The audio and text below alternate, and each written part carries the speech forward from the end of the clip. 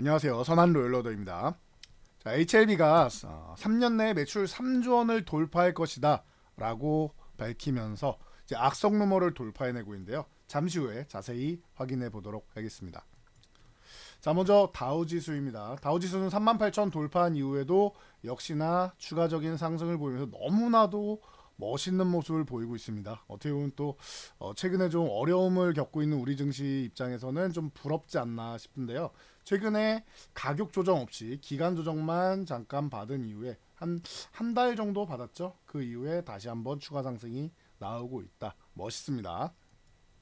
자, 나스닥도 이에 질세라 한 차례 상승 이후에 기간 조정 그리고 이제 15,000 돌파 시도한 이후에 가격 조정까지 받고 다시 한번 16,000을 향해 가고 있습니다. 자, 기술주들 성장주들도 다시 한번 올라와 주는 모습 아주 좋고요. 필라델피아 반도체 지수는 4,500포인트 돌파 시도는 했지만 약간 힘에 붙인 모습 보이면서 살포시 쉬어가고 있습니다. 그런데 제가 계속 말씀드리죠. 무작정 계속 달리는 다우 증시 어딘가 불안해 보이지만 오히려 이렇게 상승 후에 중간중간 조정을 받으면서 올라가는 이렇게 추세를 만들면서 가는 게 더 안정적이다라고 항상 말씀드리고 있습니다. 자, 우리나라 반도체 주들도 중간중간에 이렇게 쉬엄쉬엄 이제 추세를 만들면서 가고 있는데 이게 굉장히 좋은 거다라고 계속 말씀드리고 있고, 그리고 이제 시작이다라는 측면을 보시면 될 것 같아요. 자, 그에 비해 코스피는 조금 아쉬운 모습이죠. 뭐 조금이라기보다는 좀 과하게 밀려 있는데요. 이게 중국 그리고 이제 홍콩 ELS 거기에다가 이제 우리나라는 분단 국가이다 보니까 북한의 도발까지 겹치면서 좀 과하게 이제 밀려 내려왔습니다. 사실 2,500원을 이탈할 정도는 아니라고 생각했는데 2,500포인트 아래서 이중바닥성 움직임을 저점 잡고 다시 한번 회복 시도하는 움직임 괜찮습니다. 살짝 이탈했다라고 해도 2,500을 회복한다라는 것은 변함이 없고요.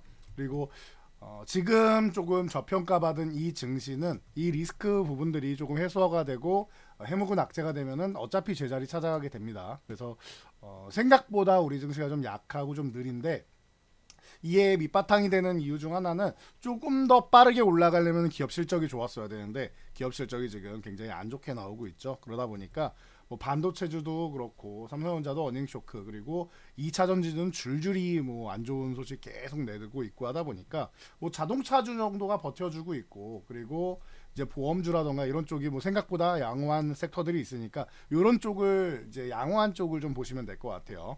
그래도 제가 계속 말씀드리는 거 여러분들이 체크하시면은 이게 단기성이야 이렇게 돌발악재 있으면 내려오는데 중장기적으로는 어차피 회복된다라고 말씀드리는 게 외국인들이 지금 지난 이제 1년하고 한 분기 동안 20조 원을 넘게 매수하고 있습니다. 20조 5천억. 이게 계속 늘어나고 있죠. 금액이.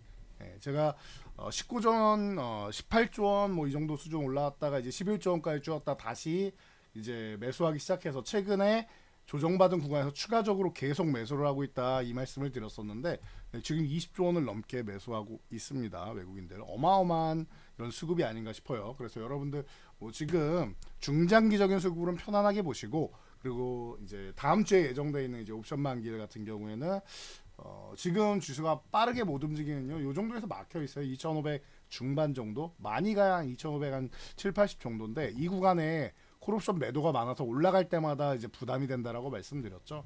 그러다 보니까 그냥 뭐 2,600을 다음 주까지 설 전에 돌파하는 건 사실 쉽지 않아 보이고 만약에 두들긴다 하더라도 이렇게 살짝 내려올 가능성이 있다. 지금 콜 매도를 너무 많이 쌓아놔서 이 부분이 청산돼야지만 더 갈 수 있는 모습입니다. 그러면은 그래도 지금부터 한 100포인트 조금 안 되긴 하지만 위쪽으로 여력은 있다라는 정도 대신 지수가 좀 무겁게 갈 수 있다라는 거 정도 참고하시면 될 것 같고요. 뭐 손해 보면서까지 끌어올리지는 않을 거라고 봅니다. 그리고 미국에서 이제 FOMC 결과 1월 결과를 보면은 여러분들이 기대하시는 3월 금리 인상이냐, 5월 금리 인상이냐, 혹은 시장에서 그냥 보편적으로 보고 있는 7월 금리 인상이냐 이런 부분이 어느 정도 윤곽이 나올 거라고 보고 있습니다. 그래서 이 제롬 파월 연준의장의 연설 정도까지 체크하시면 될 것 같아요. 그래서 코스피가 종목별 장세가 펼쳐질 거고 삼성전자 실적 발표 이후에 안 좋을 거다 말씀드렸는데 생각보다 좀 더 안 좋은 건 맞지만 어차피 제자리로 다시 한번 리바운딩 되고 있으니까 이 정도 체크하시면 될 것 같아요. 그리고 코스닥 같은 경우는 890포인트 저항 정확하게 터치하고 쉬는 모습이죠. 840 아래에 있는 건 좀 아쉽긴 하지만 지금 구간 정도에서 840 회복되면 어떻게 돼요? 계속 도전하고 있죠. 회복되면은 다시 한번 뭐 제자리 찾아가고 한두 번 건드리면 이제 890은 지나가는 자리고 1000포인트는 그냥 넘어가는 자리라고 계속 말씀드리고 있습니다. 그래서 이제 1월 지났는데 바닥권보다는 그래도 조금 올라와 있죠. 11월 이제 뭐 초보다는 이제 올라와 있으니까 이 구간에서 코스닥이 조금 느리고 대신 연초가 좋을 거다라고 말씀드렸는데 이 부분에 대해서는 12월과 1월에 뭐 검증을 했습니다. 그리고 나서 이제 CES 기점 정도로 해서 다시 한번 이제 내려와 있는데 이 구간에서 회복이 된다라고 하면은 뭐 자연스러운 움직임 나올 거니까 편안하게 보세요. 지금 우리 증시가 다우처럼 급등 나오는 게 아니라 좀 추세를 그리면서 천천히 올라온다라고 계속 말씀드리고 있으니까 뭐 너무 지수만 보지 마시고 지금 이렇게 좀 무난하게 보시면 좋을 것 같습니다. 자, 종목별 동향으로는 우리 주도주는 기본적으로 봐야 되는데 하이닉스 같은 경우 14만 5천 원 저항 건드리고 쉬는 거죠. 지금 그냥 횡보하고 있다고 생각하시면 돼요. 13만 원 돌파한 다음에 좋은 움직임 보이고 있다 보시면 될 것 같고요. 자, 삼성전자 같은 경우가 이제 어닝 쇼크 이후에 이제 한 차례 이제 쉬어가는 모습을 지금 보이고 있는데 다시 한번 그래도 72,500원 수준 정도는 위쪽으로 올라와 있고 77,500원 구간에서 그냥 저항 한번 받았구나 라고 생각하시면 될 것 같습니다. 매물 소화한 다음에 77,500원 넘어가면은 저는 올해 같은 경우에는 뭐 8만 전자는 뭐 기본이 9만 전자 가도 이상할 게 없다라고 생각하고 10만도 한번 노려볼 수는 있지 않나라고 개인적으로는 생각하고 있습니다. 그런데 10만까지 노리려면은 이제 삼성전자 조금 더 뭐 지금보다는 이제 디램 업황이 조금 더 회복되고 이제 뭐 좋아지는 이런 부분을 보여야겠죠. 그리고 연말까지 본다라고 하면은 이제 퀄컴하고 이제 뭐 인텔하고 해서 이제 뭐 XR 기기도 뭐 출시한다라고 하는데 이런 부분까지도 지금 비전 프로가 열풍을 모으고 있기 때문에 이런 부분은 뭐 추가적으로 이제 삼성전자가 이슈를 가져온다라면 좀 좋아질 수는 있겠죠. 이렇게 보시고 뭐 이오테크닉스라던가 이런 종목들 최근에 조금 쉰 다음에 다시 한번 올라오고 있는데 지금 고점 건드리고 좀 휴식을 취하고 있죠. 좋습니다. 20만 원 뭐 구간에서 저항받고는 있지만 다시 한번 뭐 노려볼 수 있는 구간인 것 같고요.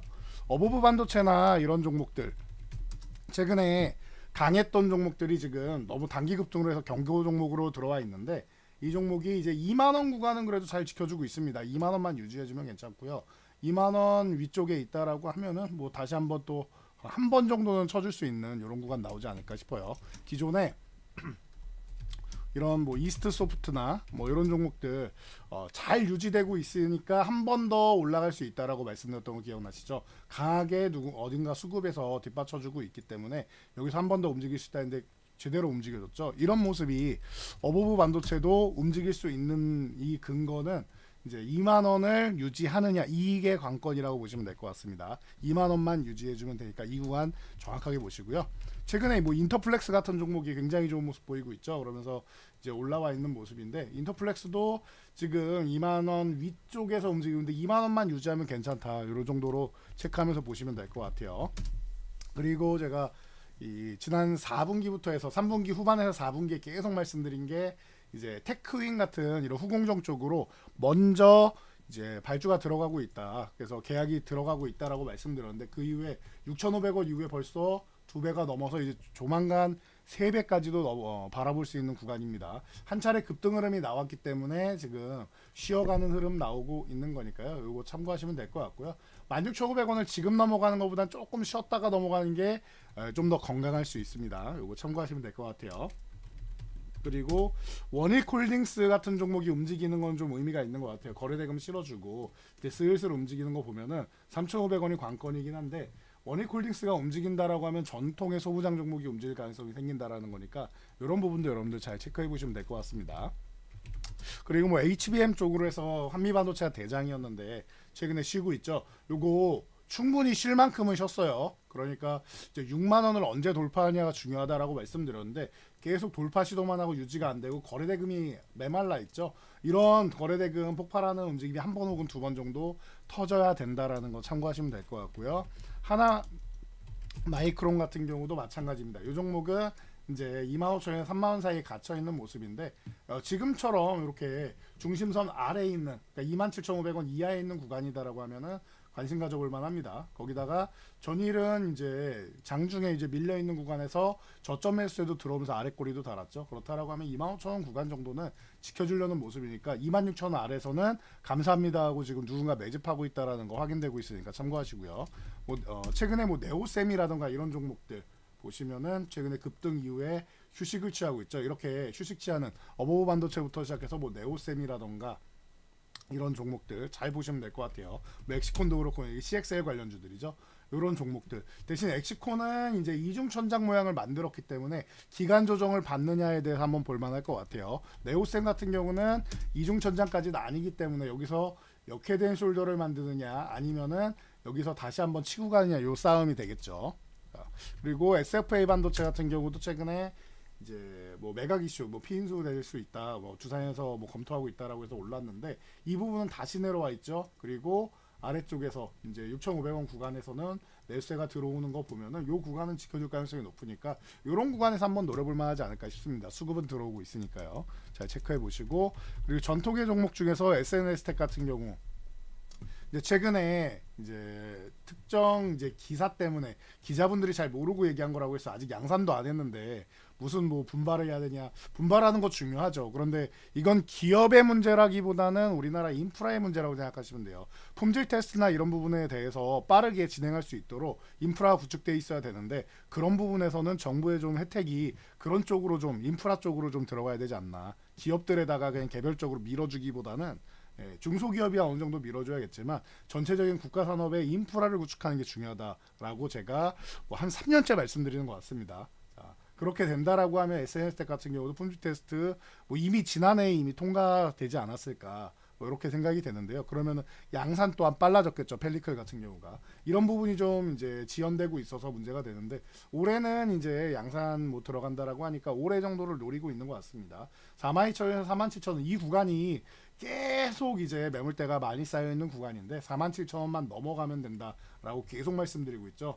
이 뉴스 이후에 47,000원 구간에서 계속 저항받고 있는데 이번에는 한번 올라가게 된다라고 하면은 가능성이 있을 것 같아요. 한두 번 건드리면 넘어갈 가능성이 있으니까 지금부터 SNS텍 다시 한번 가져볼 만한 관심 가져볼 만한 이런 타이밍이 아닌가 싶고요.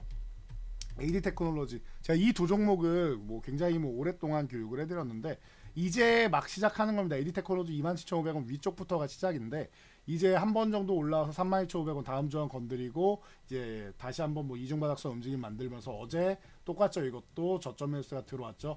27,500원 아래는 감사한 구간이다라고 매집이 들어오고 있습니다. AD 테크놀로지를 비롯해서 가온칩스라든지 어쨌든 디자인하우스 쪽은 핵심이라고 항상 말씀드리고 있죠. 그래서 파운드리 쪽으로 삼성이 투자를 한다라고 하면은 무조건적으로 여러분들이 관심을 가져야 되는 섹터들이니까 이런 거 잘 참고해 보시고 그리고 칩셋 미디어나 이런 쪽도 지금 충분히 휴식을 취하고 있는데 3만 원 아래면 너무 감사한 아주 싼 구간이죠. 그러니까 이런 구간에서 이제 슬슬 모아가는 전략 충분히 좋은 것 같습니다. 잘 참고해 보시기 바랍니다. 자 그리고 이제 기업 밸류 프로그램 정부에서 계속 우리나라 이제 코리아 디스카운트 해소하겠다라고 계속 얘기하고 있죠. 그래서 이제 저PBR 업종 관련해 가지고는 이 기업 밸류 프로그램이 2월에 발표된다라고 하면은 이제 코리아 디스카운트 해소 기대감이 좀 모아진다라고 하면서 가장 기본적으로 지주사, 보험사, 은행, 증권 그리고 유통, 철강, 자동차, 건설, 유틸리티 게임 쪽이 이제 수혜를 받을 수 있다라고 하는데 사실 건설 쪽이 최근에는 이제 PF 문제 때문에 좀 어려움을 겪고 있고 유틸리티 문제 같은 경우는 실제적으로 저평가는 맞지만 전기세나 가스요금이나 못 올리게 하다 보니까 이런 부분이 이제 계속 적자가 쌓이면서 문제가 되니까 건설 유틸리티 정도를 제외하고는 한 번 정도는 좀 움직일 수 있을 것 같아요. 그쪽은 움직여도 좀 불안하기 때문에 두 개 섹터는 저 같으면 좀 제외하고 볼 것 같습니다. 거기다 게임 섹터 같은 경우는 너무나도 저평가돼 있다. 일본이든 글로벌 이제 게임주들에 비해서 우리나라가 너무 저평가돼 있다라는 얘기 계속 나오고 있으니까 게임이나 콘텐츠 이런 쪽도 한번 같이 볼 만할 것 같습니다. 그래서 대표적으로 LG 같은 경우가 바닥권에서 치고 올라오기 시작하죠. 제가 LG그룹주 너무 저평가돼 있다라는 말씀 많이 들었는데 LG전자 이런 쪽 같은 경우에는 이제 좀 과하지 않나 싶어요.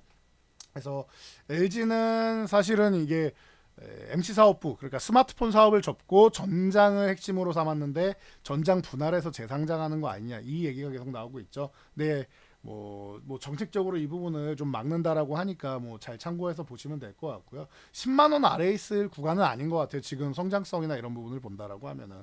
그러면은 LG 같은 경우에는 요 전장 부분이 지금 핵심으로 자리 잡고 있기 때문에 뭐 정말로 분사하지만 않는다라고 하면은 제자리 찾아가는 건 자연스러운 거고, 거기에 추후에 이제 애플에서 지금 비전 프로에 집중하고 있는데, 비전 프로가 성공하면 그 다음 얘기 나올 거는 애플카입니다. 연초는 아닐지언정 올해 중반 정도에 한 번 정도 얘기가 나올 수 있어요. 이제 한 3년 정도 남았죠, 애플카 뭐 얘기가. 그러면은 이제는 이제 뭐 애플카 쪽에서도 이제 설계나 이런 쪽은 뭐 거의 끝났을 거고, 그러면은 이제 물밑 작업으로, 사전 작업으로 해서 이제 거래처들이랑 조율을 하고 있을 텐데요. 뭐 LG그룹은 전체적으로 들어갈 가능성이 높죠. 전장 파트는 뭐 LG전자가 들어가고, 디스플레이는 어차피 뭐 LG 디스플레이가 들어갈 가능성이 매우 높고, 뭐 센서나 뭐 여러 가지 측면에서 이제 LG 이노텍도 뭐 엮여서 들어갈 가능성이 있고, 전체적으로 들어가겠죠. 거기다 뭐 배터리도 뭐 LG 엔솔에서 받을 수도 있고, 여러 가지 뭐 실질적으로 LG 같은 경우는 껍데기만 만들면 전기차를 만들 수 있는 기업이기 때문에 애플카랑 좀 연계될 가능성이 높은 이런 계열사들을 많이 보유하고 있다라고 하면은, 뭐 LG 같은 경우가 지수사 쪽에서는 이제 저평가받고 있다라고 계속 말씀드렸으니까 참고하시고요. GS도 뭐 이제 어떻게 보면 뭐 형제 그룹인데, GS 같은 경우도 이제 저평가되고 있다, 이런 부분에 있어서 제가 4만 원 구간 중요합니다라고 지난해부터 계속 말씀드렸었는데, 결국 4만 원 돌파하고 많이는 못 올라갔습니다. 그리고 나서 다시 4만 원 유지되다가 이제 다시 한번 올라가기 시작합니다. 너무 저평가돼 있다라는 말씀을 많이 드렸었는데, 이런 부분에 있어서 좀 디스카운트가 좀 해소되기를 좀 기대해 보겠습니다. 우리나라는 이게 해소되려면은 기본적으로 배당을 좀 더 많이 줘야 되고요.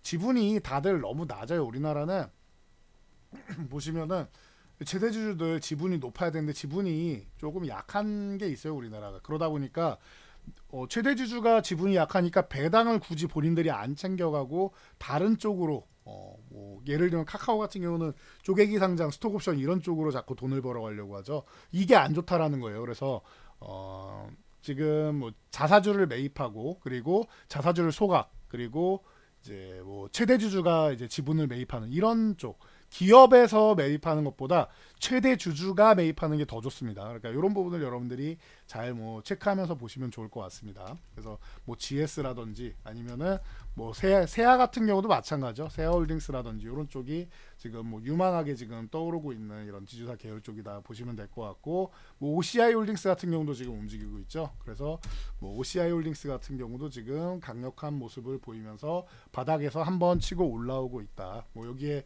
뭐 하나그룹 같은 경우도 이제 뭐 현금성 자산도 많고 지금 움직일 수 있는 이런 뭐 토대는 마련되어 있다. 이제 하나는 요 부분만 해결되면 될 것 같아요. 제가 볼 때는 하나에어로스페이스, 이게 그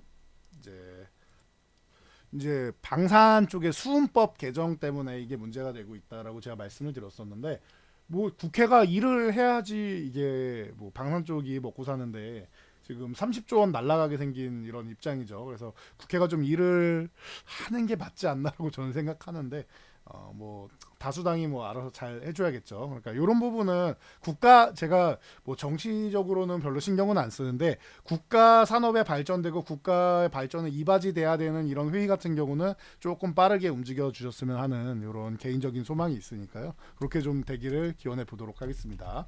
자, 그리고 금호석유 같은 경우가 이제 또 바닥권에서 좀 올라오고 있고, 그리고 뭐 한국금융지주라든지 뭐 하나생명 이런 쪽도 이제 바닥권에서 이제 올라오는 이런 뭐 분야가 될 것 같아요. 한국금융지주나 하나생명 뭐 이런 쪽이 이제 움직이고 있는 이런 쪽이다라고 생각하시면 되고, 그리고 뭐 다우기술이나 다우데이터 이쪽이 같이 움직이고 있죠. 이게 키움증권 쪽이에요.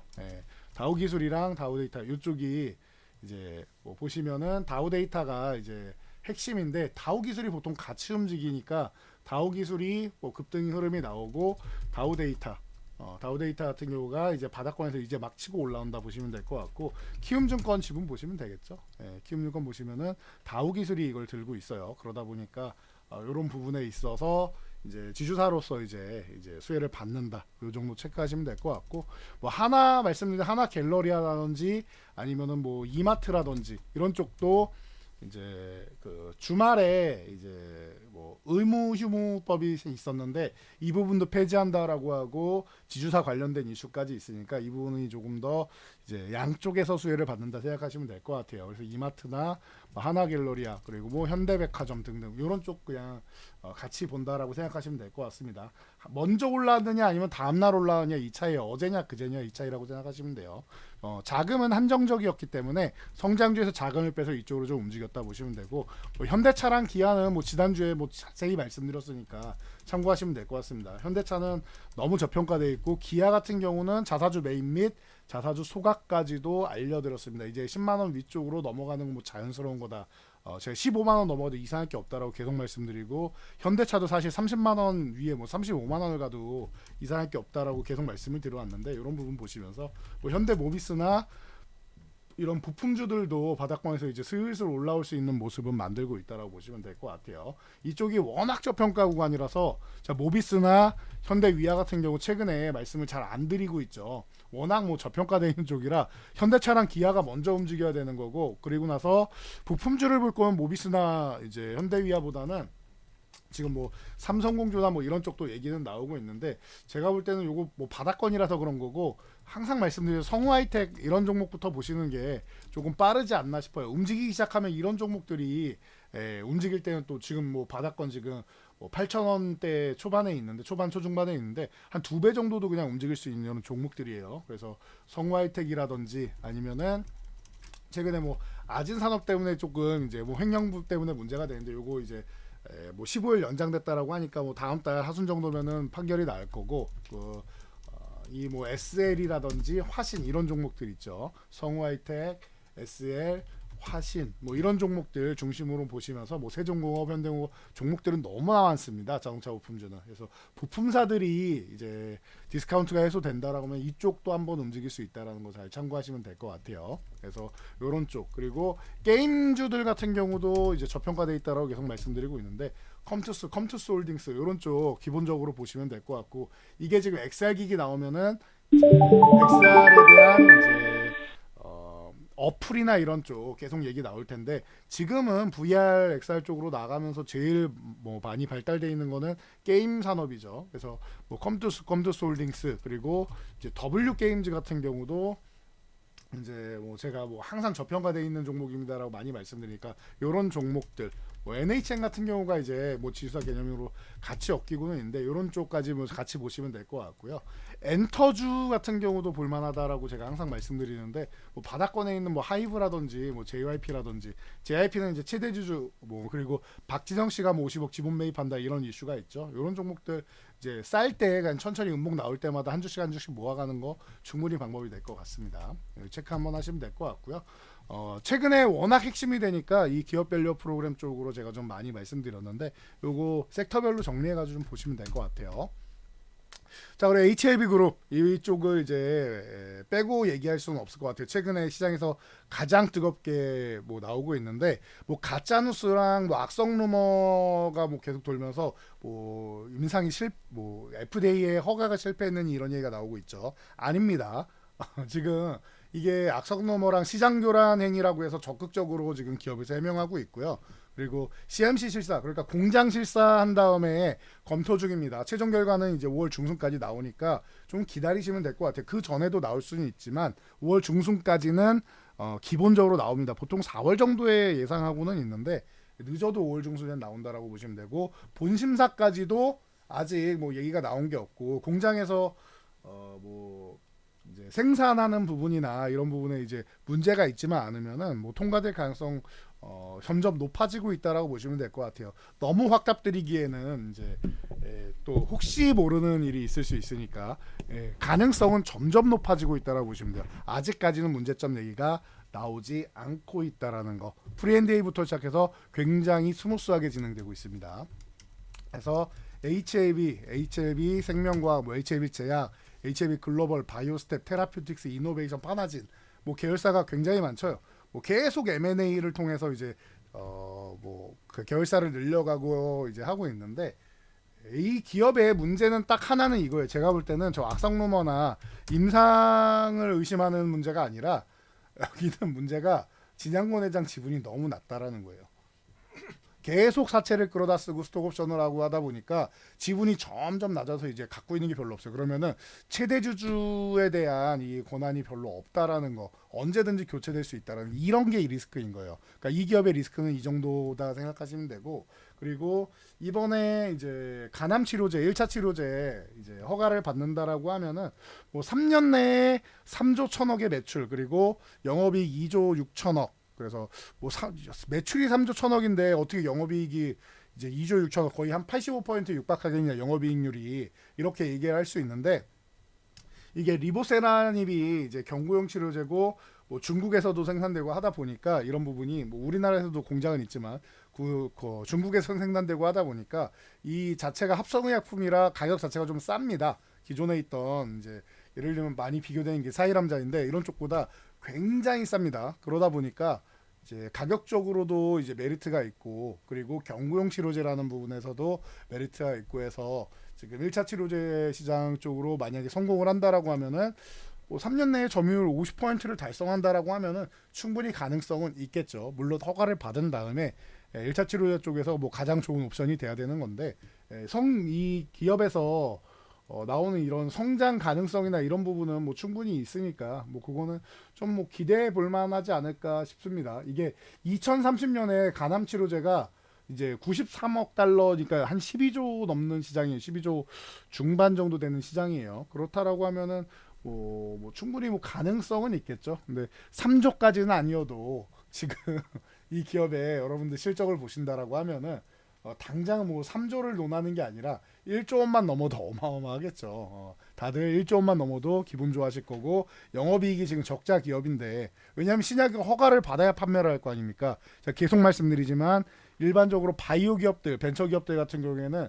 R&D 비용이 너무나도 많이 들고 시간도 오래 걸리고 하기 때문에, 그리고 신약 허가 받는 것도 힘들고요. 그렇기 때문에 허가 받아서 판매를 할 때까지가 힘들고, 판매해도 뭐 비슷한 약품 중에서 더 좋은 약품, 그리고 영업을 잘하는 약품이 있으면은 밀리니까 문제가 된다라고 말씀을 드렸는데, 뭐 이번에는 이제 임상 결과가 좀 좋게 나왔다 보니까 가능성을 뭐 체크한다라고 하면은 뭐 기대감은 있을 것 같아요.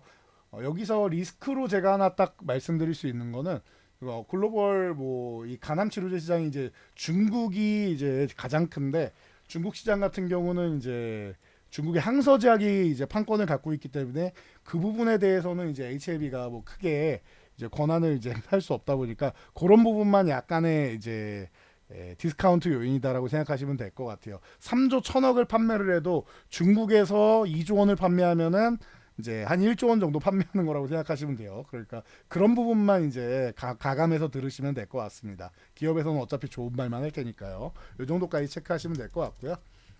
자, 나머지도 간단하게 보고 넘어갈게요.